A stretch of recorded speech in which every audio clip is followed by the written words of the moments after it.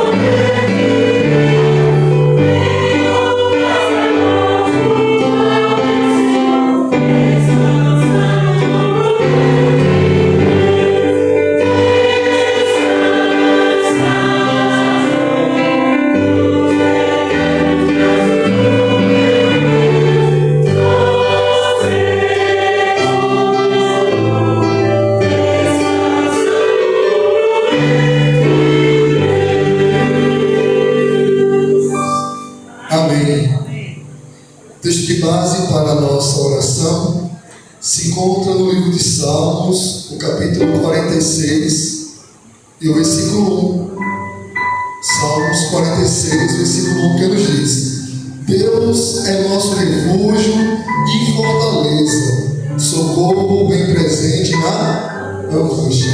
Com base nesse texto, vamos nos ajoelhar, vamos assim ouvir a oração da nossa irmã Léia Amor.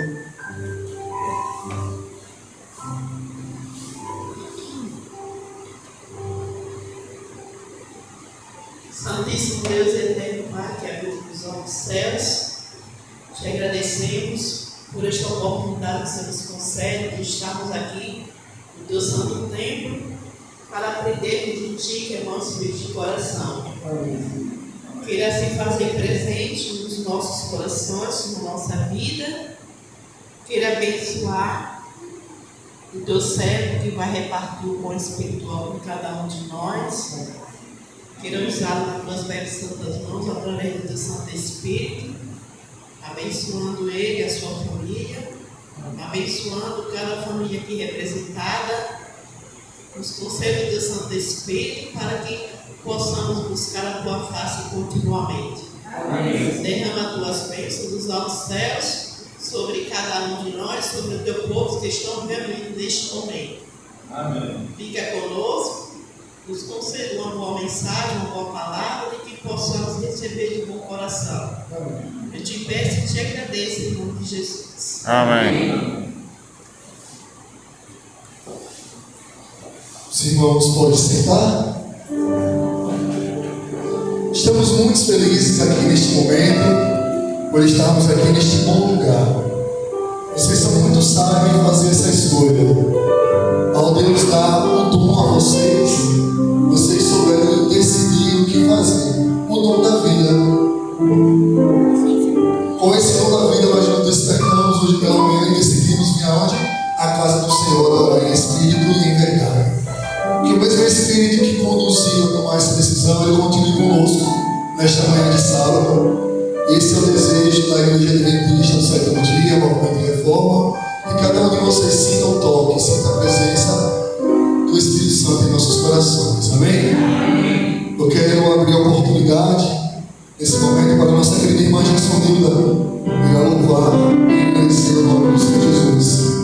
digno de honra, de glória e de todo louvor.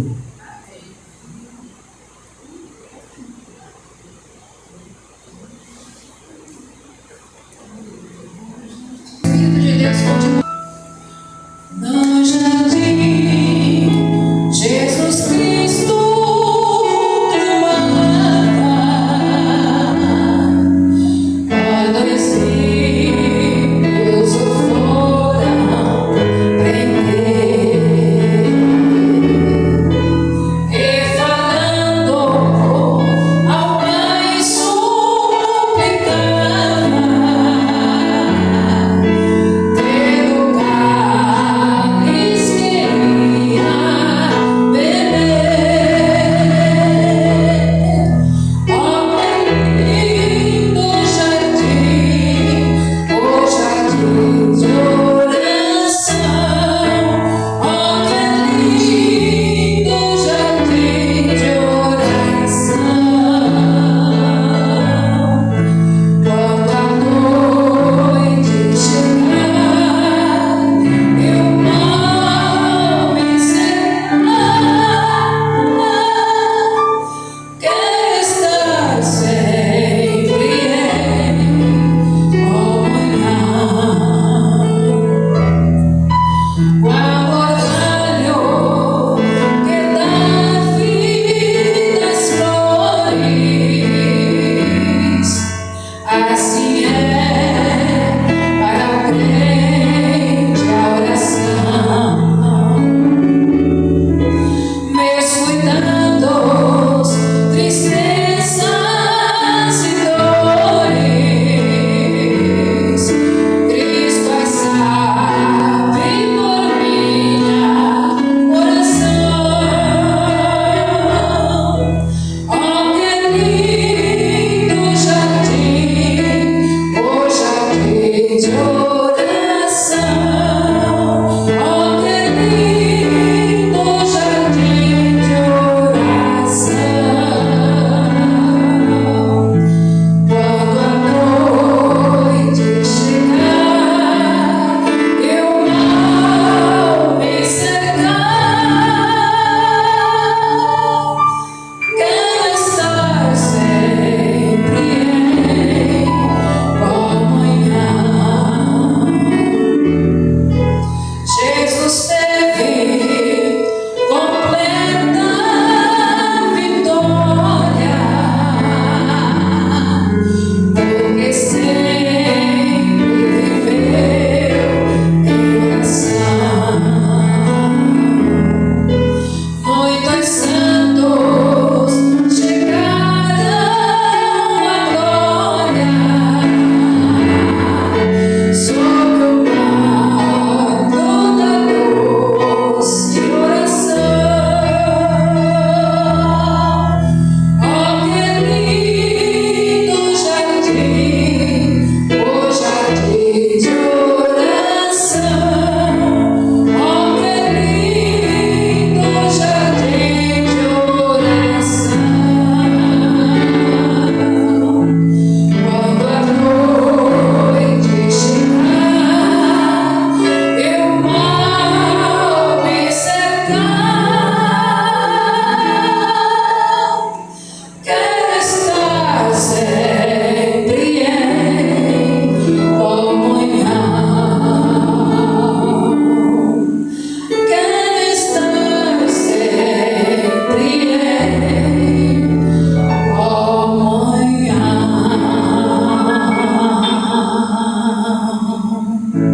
Louvado seja Deus. Amém.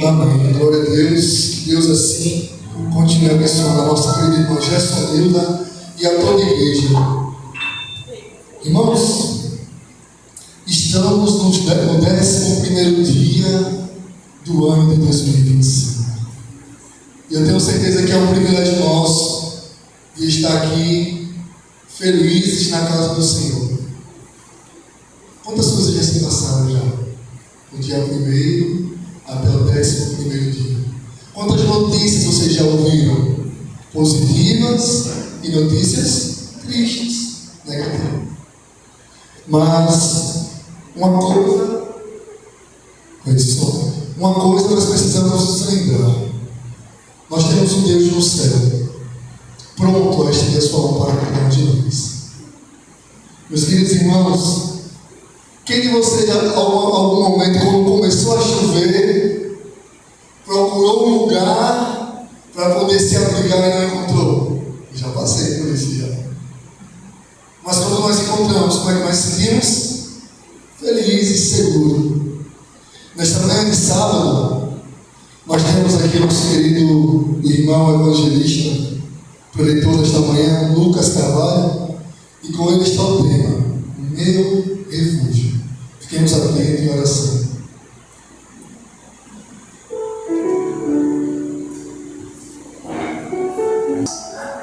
E que nessa manhã nós possamos aprender um pouquinho mais da Santa Palavra de Deus. Amém? Quantos de vocês estão muito felizes nessa manhã? Amém. Até o presente momento nós tivemos muitos privilégios, muitas oportunidades. Nós louvamos a Deus, nós aprendemos a sua palavra através da lição, nós ouvimos louvores especiais, e tudo isso são motivos suficientes para a nossa vida estar muito alegre. E nesse momento nós vamos continuar aprendendo um pouquinho da palavra de Deus. A Bíblia nos diz: cale-se todo o povo, porque o Senhor está em seu santo templo. O Senhor está aqui. Então neste momento nós precisamos estar reverentes, atentos, para que nós possamos aprender e reter o melhor possível aqui dessa mensagem. Deus sempre usou diversos meios para se comunicar com o seu povo, diversas formas e diversas orientações. E no começo da história do mundo, Deus falou ao homem, falou à mulher, um de seus primeiros mandamentos, que se encontra no livro do Gênesis, no capítulo 2, versos 16 e 17. Quando Deus criou tudo ali no Éden, quase tudo estava liberado para o homem. Ele poderia descansar, ele poderia trabalhar, poderia desfrutar aqui daquele lindo jardim. Mas havia um mandamento, havia uma proibição que eles não poderiam fazer. Eles poderiam comer de tudo, mas a restrição era da árvore do conhecimento do bem e do mal. Eles não poderiam comer. E se porventura aquela ordem fosse desobedecida por aquele casal, qual seria a consequência para eles? A morte. Foi isso que Deus disse: vocês podem comer de tudo, mas se vocês comerem do fruto dessa árvore, vocês irão morrer. Nós conhecemos o decorrer dessa história, nós conhecemos o desfecho, e até hoje nós colhemos os frutos dessa desobediência. Adão e Eva comeram do fruto que não poderiam comer, desobedeceram a ordem de Deus. E o mundo, por causa dessa desobediência, começou a colapsar. Deus, um Deus amoroso, um Deus que queria que só houvesse paz e amor e harmonia no jardim do Éden, viu agora o mundo ser diferente. Viu que as pessoas agora nutriam não amor, não simpatia uns pelos outros, mas ódio, rancor, inimizade. Tudo isso porque o salário do pecado é a morte. Então, com o pecado entrando no mundo, tudo entrou em desordem. Um irmão matando o próprio irmão, onde Deus poderia ter imaginado que isso aconteceria, onde Deus teria planejado que isso aconteceria. Ele sabia, porque ele é onisciente, mas nos planos de Deus jamais esteve acontecer algo do tipo. Isso se tornou recorrente. Esse foi o primeiro homicídio que aconteceu, mas isso se tornou normal, tanto que na própria Bíblia diz algo sobre isso, sobre assassinatos, sobre morte, sobre vingança. Esse não era o plano de Deus, mas por causa do pecado, isso se tornou normal. Ainda no livro do Gênesis, no capítulo 9, no verso 6, a primeira parte, nos reforça sobre essa afirmação, que nos diz assim: quem derramar o sangue do homem, pelo homem o seu sangue será derramado. Ou seja, quando o pecado entrou no mundo e o mundo colapsou por causa dessa maldade, então quem tirasse a vida de alguém deveria o quê? Acontecer o que com ele também? Ele também deveria morrer. Mas não era Deus que iria tirar a vida dessa pessoa. Seria outro homem. Uma outra pessoa deveria também tirar a vida dele. Porque ele matou alguém e ele também deveria morrer. Em Levítico, no capítulo 24, nos versículos 19 ao 21, também nos dá um reforço sobre isso, que nos diz assim: se alguém fizer uma ferida ao seu próximo, faça-á o mesmo a ele, fratura por fratura, olho por olho, dente por dente, conforme o dano que tiver feito a outro homem, assim se lhe fará a ele. Quem matar um animal, pagá-lo-á. Quem matar um homem, deverá morrer. Então, meus irmãos e irmãs, essa é a consequência do pecado. Se alguém matasse um animal, ele deveria restituir o prejuízo que ele causou à pessoa. E se alguém matasse, também deveria restituir esse prejuízo. Mas essa restituição não é financeira.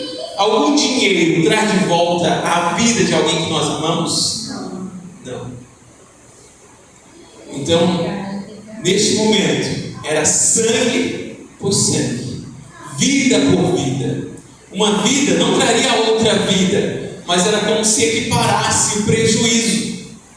Porque o dinheiro poderia comprar um outro animal, e uma vida seria no lugar da vida que foi tirada. E mediante essa lei que foi entrada em vigor agora por causa do pecado, de alguém ter que vingar o sangue de outra pessoa, entra a lei do vingador de sangue. Mas quem era o vingador de sangue? Quem era essa pessoa? E qual era o propósito desse vingador?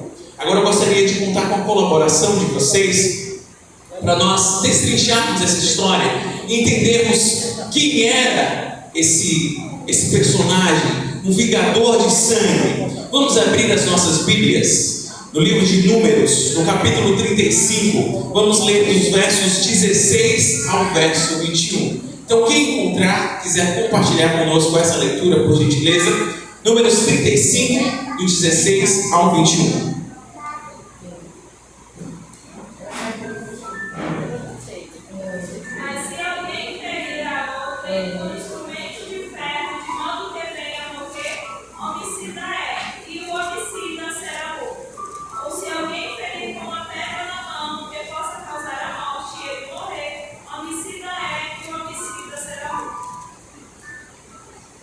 Ou se ferir com instrumento de pau, que tiver na mão e que possa morrer, e ele morrer, homicida é. Certamente morrerá o homicida.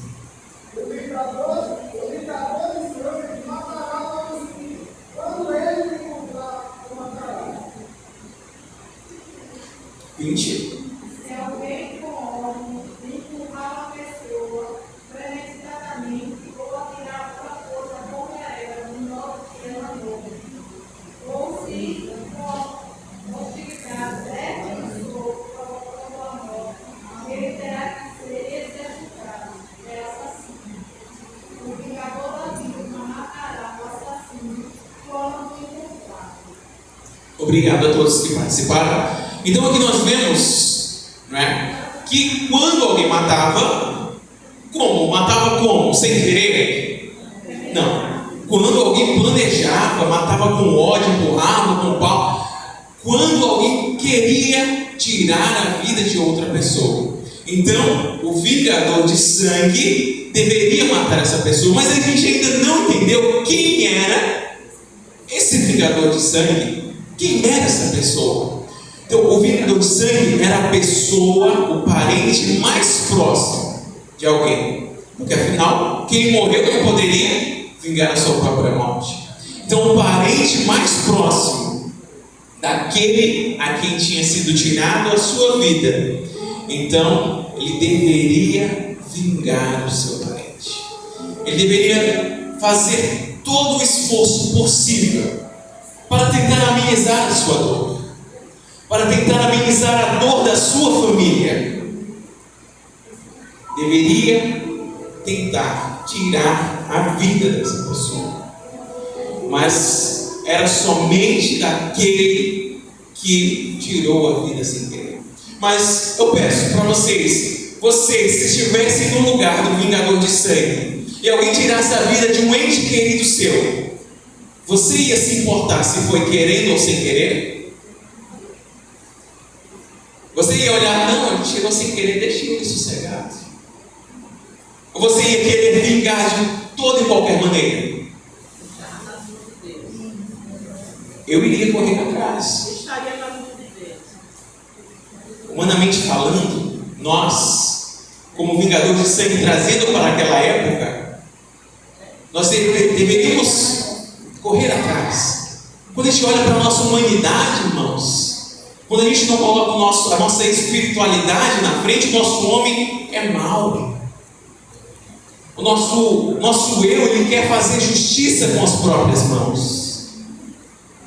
E hoje nós já temos muito conhecimento, muito mais além do que daqueles que viviam naquela época. Naquela época não existia uma Bíblia bonita, escrita, como nós temos hoje. Não havia espírito de profecia, não havia história e relatos da vida de Jesus. Tudo que eles conheciam sobre Deus era passado de geração em geração.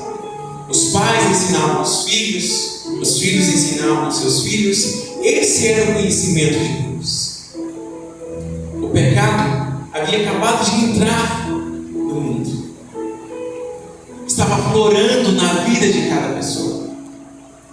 Então, quando alguém tirava a vida de um ente querido, o vingador de sangue, ele não tinha que estar analisando se foi sem querer, o que foi que aconteceu, se não competia a ele.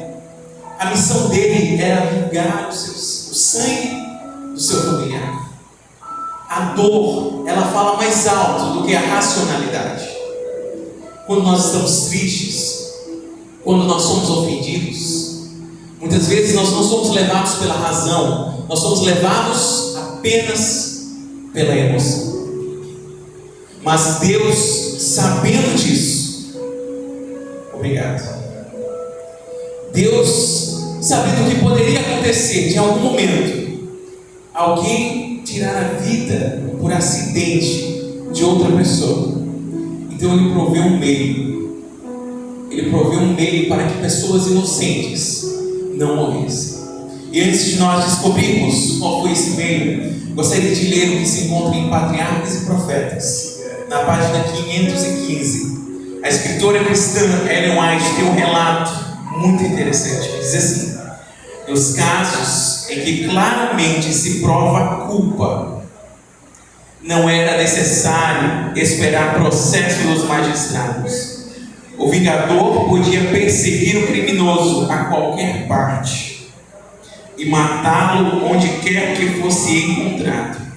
O Senhor não achou conveniente abolir esse costume naquela ocasião, mas tomou providências para garantir a segurança dos que acidentalmente tirassem a vida. Então Deus tomou uma providência, e essa providência ela está descrita no livro de Josué, no capítulo 20, nos versículos 1 ao versículo 6. Eu gostaria de contar com a sua colaboração, que você que encontrar e queira colaborar com essa leitura para nossa compreensão. Leia Josué, capítulo 20, dos versículos 1 ao versículo 6.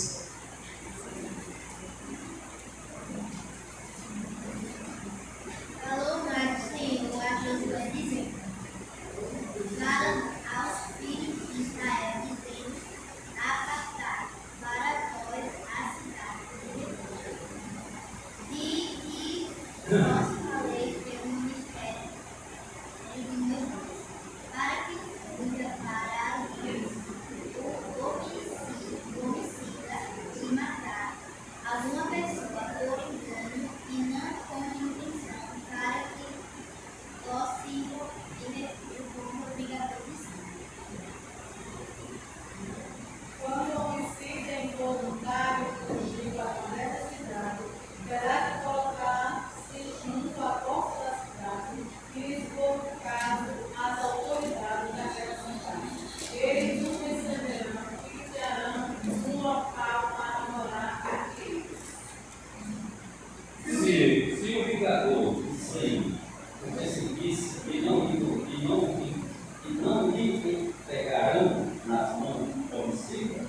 quando feriu a seu próximo sem qualquer que não aborrecer danos. Verso 6. E ainda na mesma cidade, até que compareça perante a congregação, até que houve um sumo sacerdote que houver naqueles dias. Então o homicida voltará e verá a sua cidade e a sua casa, a cidade. Muito obrigado. Então, qual foi o meio que Deus proveu para aqueles que cometessem esse crime acidentalmente? Uma cidade, que eram cidades, não era uma só, cidades que eram denominadas cidades de refúgio. Eram 6 cidades, 3 de um lado do Jordão, 3 do outro lado. Então, quem cometesse um assassinato acidentalmente, ele estava ali em iminência de morte. Como nós já vimos, o vingador de sangue ia querer matá-lo de qualquer maneira. Então, o que ele deveria fazer? Correr. Se o vingador de sangue pegasse e matasse fora das portas da cidade de refúgio, o vingador de sangue estava na razão dele. Ele poderia matar, não, ele estaria livre de culpa, acidentalmente ou não. Então, por isso que ele deveria correr pela sua vida. Ele deveria ir adiante e adentrar as portas dessa cidade. O livro Patriarcas e Profetas, mais uma vez, na página 515, diz assim: 6 das cidades designadas aos levitas, sendo 3 de cada lado do Jordão, foram indicadas como cidades de refúgio, as quais os que matavam um homem poderiam fugir em busca de segurança. A designação dessas cidades fora ordenada por Moisés, para que ali se acolha o homicida que ferir alguma alma por erro. Então, as cidades de refúgio eram a única alternativa de segurança para quem matasse alguém. Mas se eu matei alguém de propósito, eu poderia entrar na cidade de refúgio? Não. A cidade de refúgio era apenas para inocentes. Quando a pessoa chegasse à porta, havia uma pessoa designada, um sacerdote, que deveria julgar o caso daquela pessoa e saber se ele foi inocente ou não. Se aquela pessoa fosse julgada, culpada, ela não poderia entrar na cidade de refúgio e deveria passar a vida inteira fugindo se quisesse viver. Agora, os inocentes, ao adentrar naquela cidade, eles estariam seguros. O vingador de sangue não poderia entrar naquela cidade para matá-lo. Então ele estava seguro ali até que o sacerdote vivesse, até a troca de sacerdote. Só que também havia algumas condições para que a pessoa fique ali. Ela não poderia ter matado a pessoa com ódio, não poderia ter tido rancor, não poderia intencionalmente ter buscado a morte de outra pessoa. Vejam só, eu poderia ser culpado mesmo sem eu querer matar. Eu discuti aqui com o irmão Neto e o ânimo aqueceu um pouquinho, a gente discutiu verbalmente e eu fiquei tão irado que eu empurrei e eu tirei a vida do irmão Neto. Eu não sou inocente, por mais que eu não quisesse tirar a vida dele, mas o sentimento que estava em meu coração não era de bondade, não era de amor, era de ódio, era de inimizade. Então isso me tornava também culpado. E as condições que eram requeridas para adentrar na cidade de refúgio está em Números 35, 22 ao 29. Nós não vamos ler, mas se encontra nessa passagem. Ainda no Patriarcas e Profetas, na mesma página 515, diz assim: as cidades de refúgio achavam-se distribuídas de tal maneira que ficavam dentro do raio de meio dia de viagem. A partir de qualquer lugar da terra, as estradas que a elas se dirigiam deveriam ser bem conservadas e ao longo de todo o caminho deviam ser erguidos postes com placas, trazendo em caracteres claros e flagrantes a palavra refúgio, a fim de que o fugitivo não tivesse de deter-se por um momento sequer. Qualquer pessoa, hebreu, estrangeiro, peregrino, poderia aproveitar-se dessa disposição. Então, vejam só, as cidades elas eram planejadas, meio dia de viagem, mas não deveria ser uma viagem complicada, uma viagem sem sinalização, uma viagem difícil, que a pessoa que estava temendo pela sua vida se perdesse por algum motivo, que tivesse algum problema na estrada que não desse para ele passar. Tudo deveria estar bem organizado, tudo deveria estar à disposição para que essa pessoa não fosse morta injustamente. Essa foi uma provisão enviada por Deus através do seu servo Moisés, para que as pessoas pudessem ter a sua vida poupada. Então, deveria ser bem sinalizada e bem organizada também essa estrada. Eles deveriam chegar e entrar. Agora, a pessoa entrou, está na cidade de refúgio, está bem, a sua vida está sossegada, mas ela enjoou daquele lugar. Lá fora, como diz o ditado, na grama do vizinho mais verde, a pessoa quis tomar um novo ar, né? Quero dar uma passeada, eu não olhei, não estou vendo vingador de sangue nenhum, eu vou sair das portas da cidade de refúgio. A pessoa poderia escolher fazer isso, mas ao momento que ela saísse dos limites dessa cidade, a sua vida, ela não estava mais segura. O livro Patriarcas e Profetas diz assim, se alguém andasse fora dos limites prescritos e fosse encontrado pelo vingador do sangue, sua vida pagaria a pena de seu desrespeito à disposição do Senhor. Ou seja, a cidade era uma bênção de Deus para essas pessoas. E se ela escolhesse não estar dentro da bênção de Deus, ela não desfrutaria dos seus benefícios.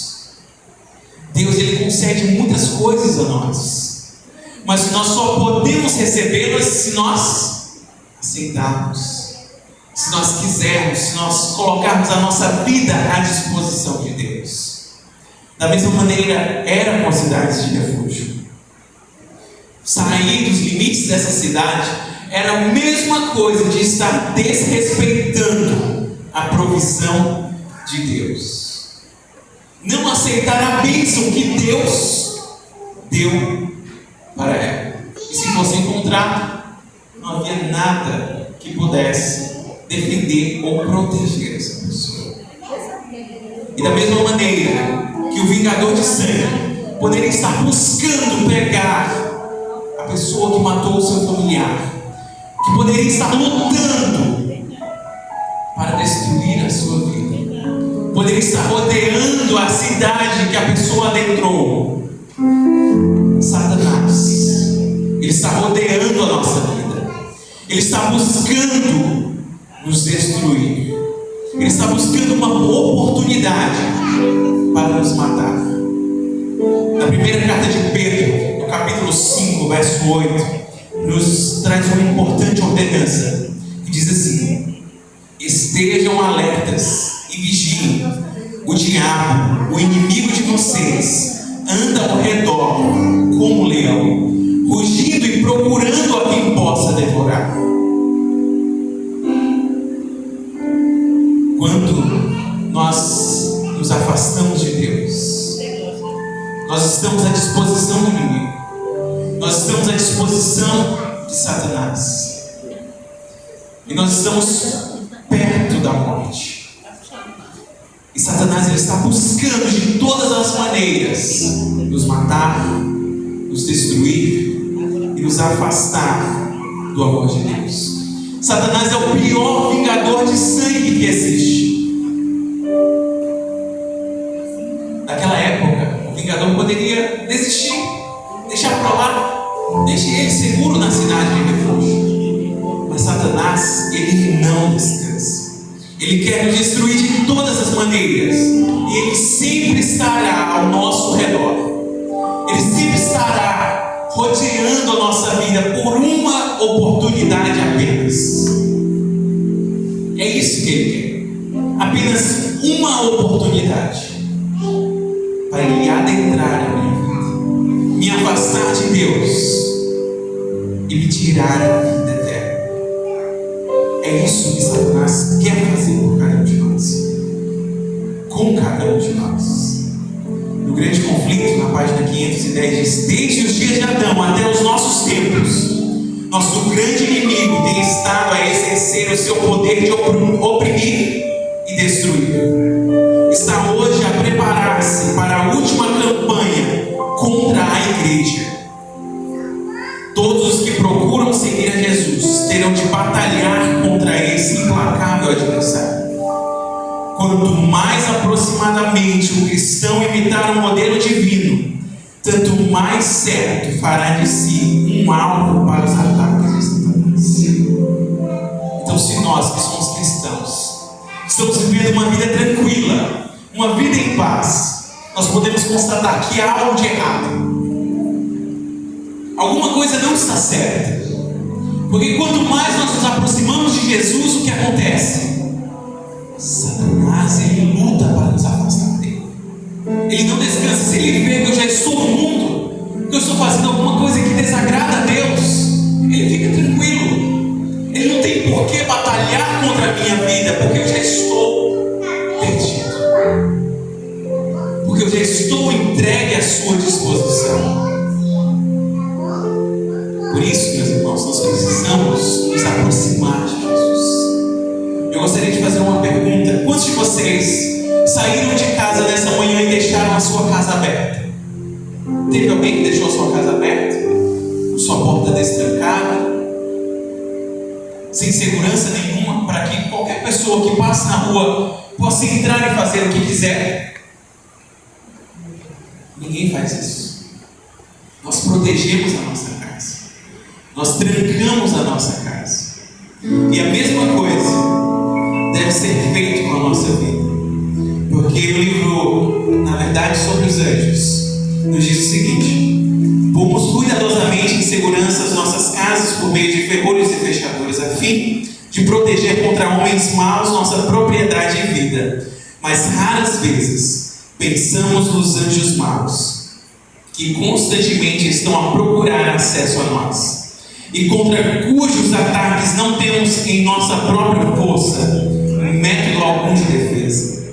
Se lhes permitirmos, podem transformar-nos o entendimento, perturbar e atormentar-nos o corpo, destruir as nossas propriedades e vida. Seu único deleite está na miséria e ruína.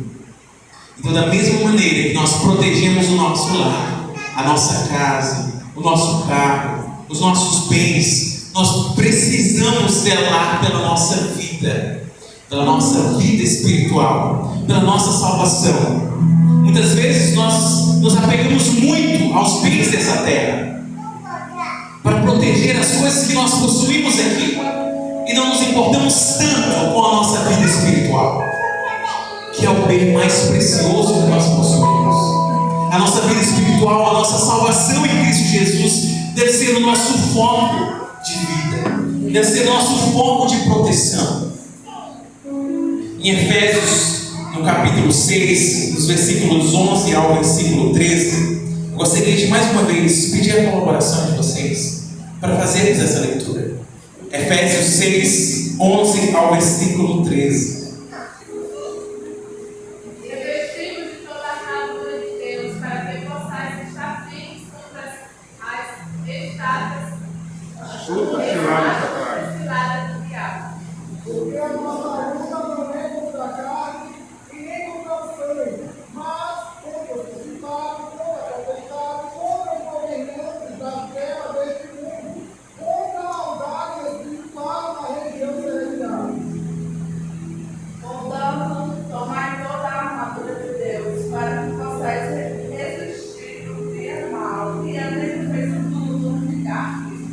Amém. Vejam só, a batalha espiritual é muito maior do que a batalha dessa terra. Nós estamos lutando contra principados e potestades, contra o inimigo das almas, contra os seus anjos maus. Por isso nós precisamos pegar a armadura de Deus firmemente e batalhar pela nossa vida. No Salmo 91, todo o capítulo ele vem resumindo o que nós precisamos fazer. No versículo 1 em diante diz assim: aquele que habita no esconderijo do Altíssimo, a sombra do Onipotente descansará. Direi do Senhor, Ele é o meu refúgio e a minha fortaleza, o meu Deus em quem confio. Quantos de nós podemos dizer: Deus é a minha fortaleza, Deus é o meu refúgio? Nós precisamos estar apegados com Deus, e quando virem quaisquer dificuldades, aflições, nós estamos apegados com Deus de tal maneira que nós dizemos: Deus é o meu refúgio, Deus é o meu socorro, Deus é a minha fortaleza, o meu socorro bem presente na angústia. É isso que nós precisamos estar atentos para fazer. E aqui o Salmo diz que Deus ele vai nos proteger de todas as maneiras. Tudo que estiver ao alcance de Deus, Ele vai fazer para proteger a minha e a sua vida. Porque Deus é o nosso refúgio. Ele vai nos proteger dos anjos maus, da nossa luta espiritual. E é Ele que vai nos fortalecer. E é Ele que vai nos capacitar para sermos mais do que vencedores através de Cristo Jesus. Amém. E a ciência do bom viver, na página 90, nos diz: aqueles que se volvem para Ele em busca de refúgio, Jesus ergue acima das acusações e da contenda das línguas. Nem homem, nem anjo mal algum pode comprometê-los. Cristo as liga à sua própria natureza divina humana. Eles se acham ao lado do grande Salvador, na luz que procede do trono de Deus. Deus está à nossa disposição. Nós precisamos aceitá-lo. Ele diz: aqueles que se volvem para Ele e aqueles que buscam o refúgio nele encontrarão. E mais uma vez, no grande conflito de Satanás assaltou a Cristo com as suas mais cruéis e sutis tentações. Foi, porém, repelido em cada conflito. Aquelas batalhas foram travadas em nosso favor. Aquelas vitórias nos tornam possível vencer. Cristo dará força a todos os que a busquem. Sem o consentimento próprio, ninguém poderá ser vencido por Satanás. Então Satanás ele está lutando pela nossa vida, mas se eu não permitir, ele não vai vencer. Por isso que nós precisamos estar atentos, precisamos estar apegados com Deus, porque o pecado ele acarretou muitas maldições a este mundo e a essa terra. Nós colhemos o fruto do pecado até hoje, em nossas faltas, em nossos defeitos, em nossa luta pela salvação. É tão difícil por causa do pecado, porque muitas vezes eu ainda não abandonei o eu ainda estou apegado aos meus desejos. Hoje nós passamos por tantas dificuldades, tantas aflições, nós perdemos os nossos entes queridos, pessoas que nós amamos, hoje não estão presentes conosco, por causa do pecado. Mas hoje, nós não vivemos de acordo com a regra do olho por olho e dente por dente, como aconteceu antigamente. Mas a reflexão sobre o vingador de sangue e das cidades de refúgio são para uma aplicação espiritual em nossa vida, pois o vingador de sangue é o nosso inimigo, que quer destruir a minha e a sua vida. Mas o meu refúgio é o Senhor dos exércitos, é o nosso Deus que está no céu, que quer nos proteger, quer nos livrar da morte. Amém. Meus irmãos, a cidade de refúgio na atualidade, de forma física, é a igreja. Atos dos Apóstolos, o último texto inspirado que iremos ler, nos diz assim: A igreja é a fortaleza de Deus, sua cidade de refúgio, que Ele mantém no mundo revoltado. Deus pôs essas testemunhas em relação de concerto com Ele próprio, unindo a igreja da terra à do céu. Enviou seus anjos para cuidar da sua igreja, e as portas do inferno não puderam prevalecer contra o seu povo. Então, Cristo e a igreja é o nosso meio de escape, é a nossa proteção. E eu faço uma pergunta: quantos de nós temos valorizado a provisão que Deus tem dado para cada um de nós? Quantos de nós temos nos apegado com Jesus de tal forma que nós estamos protegidos contra as ciladas do inimigo? O que nós temos feito para nos livrarmos do vingador do céu? Na época que estava em vigor essa lei, quem precisava da cidade de refúgio corria pela sua vida, não olhava para trás, fazia tudo o que estava ao seu alcance para obter a salvação. E o que nós temos feito hoje pela nossa salvação? Como nós temos batalhado para alcançarmos a provisão de Deus para a nossa vida? Como nós refletimos, nós só podemos desfrutar da provisão de Deus quando nós aceitamos, quando nós nos permitimos ser usados por Deus. E hoje, Deus quer ser o meu e o seu refúgio. Ele está nos convidando para nos apegarmos com Ele, e que nós possamos hoje aceitar esse convite, e no dia que Ele regressar nas nuvens dos céus, nós possamos alcançar essa provisão por completo, e que assim nós possamos ir com Ele para as nuvens dos céus e desfrutar da vida eterna. Que o Senhor nos abençoe para isso. Amém.